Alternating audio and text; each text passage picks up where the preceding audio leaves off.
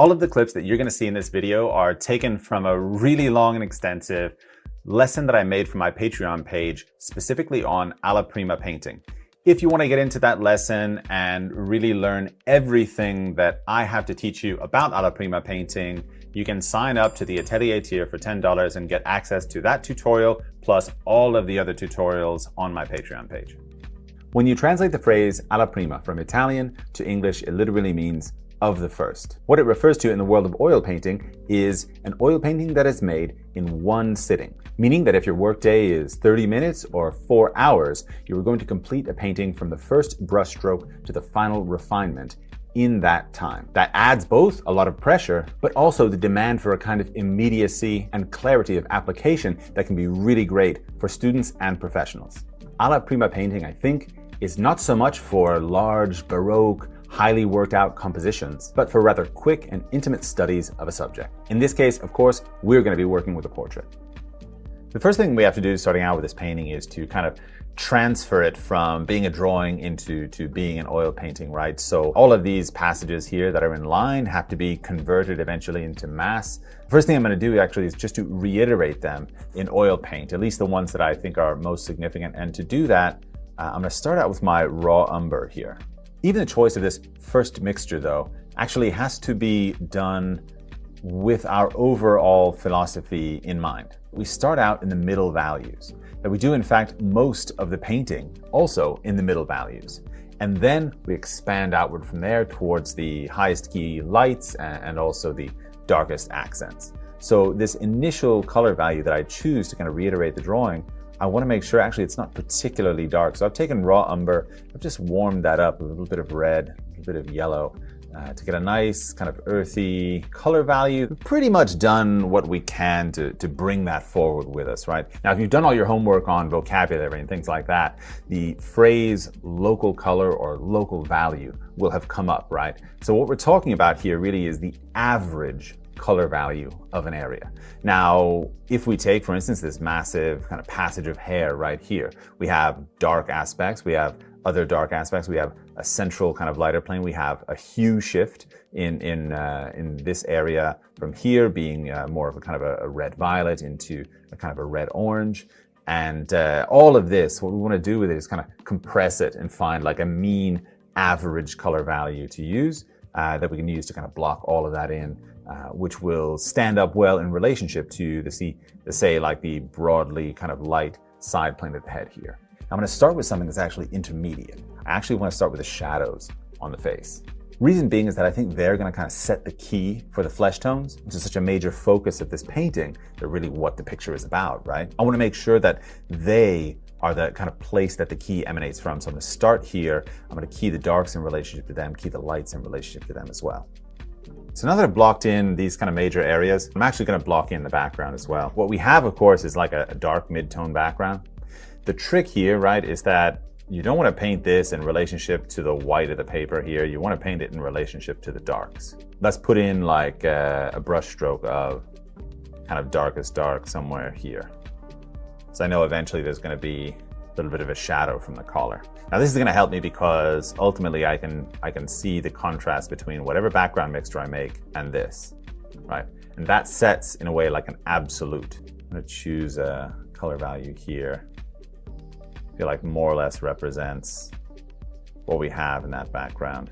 I think it's going to be generally pretty neutral. In fact, I mean, it's hard to call that a warm color. It's not really a warm gray. It vacillates between being a little bit cooler up here, maybe a little bit warmer down here. But right now I'm more concerned with its contrast to black. And you can see right there, I've probably mixed it a little bit dark. This is that process of comparison. You have to go through comparison. You have to test it out on the canvas. I think that probably gets me into about the right neighborhood. Now right around this edge through here, I've got kind of a half shadow in the eye socket. And knowing that in advance, I actually want the background to be a little bit lighter right around that because I want that edge to be able to kind of stand out. So I'm going to add a little bit of white to this, bring up that color value. Just because I know later on that shadow there is not going to be like really, really super dark, but I do want the darkness of it to stand out versus the background. Right, so look at this stark whiteness of the canvas, right? 110%, that's the next thing we got to get rid of, is that super, super bright white poking through. To do that, I'm going to grab my palette knife for the first time, just for the sake of it, right? I'm going to mix up what I've heard referred to as a flesh tone pool, meaning like a super generic, fleshy hue that I'm going to use to kind of serve as a base that later I'm going to expand out of by kind of brush mixing away from it. The interesting thing about mixing up a little pool of color like this is that you ensure that the flesh tones have a kind of general harmony because they're really all coming out of the same like central generic mixture. Now, the halftone that I'm shooting for here, the color of it, the value of it, in terms of a local color value, I'm looking at all of the lighter halftones within the face, everything within the light shape, and basically looking for what is the average of all of those colors. Is it generally red in hue? Is it generally yellow in hue? I see it as a kind of warm yellowish gray. So I'm going to tint it over in that direction. Now I want some shadows as well. I'm going to go ahead, I'm going to mix up a shadow color.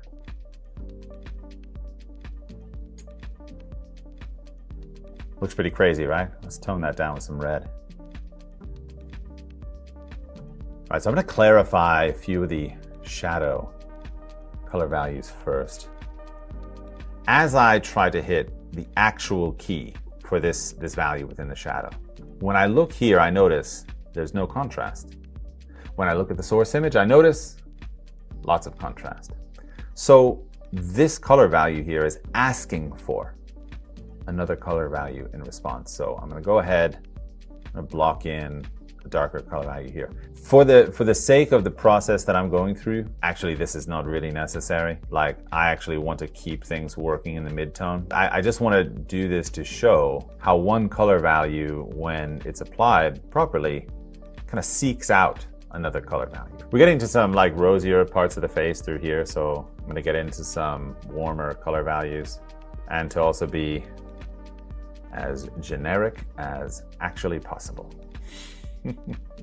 Okay, as absolutely messy, as crap as this looks, this is a pretty efficient block-in. What I've got to do now is I've got to look into those generic areas, right, and ensure that actually they do compare favorably with each other.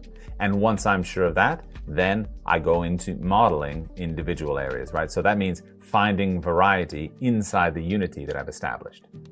If we can say that there are really stages in an Alla Prima painting after the block-in, we're moving into a stage at the moment where I want to be kind of refining the generic sense of color values. While doing this, will I also be advancing a little bit the drawing, advancing a little bit the form? Yes. But primarily what I'm focused on at the moment is trying to realize a full gamut of color and value that will represent this picture in the best possible way.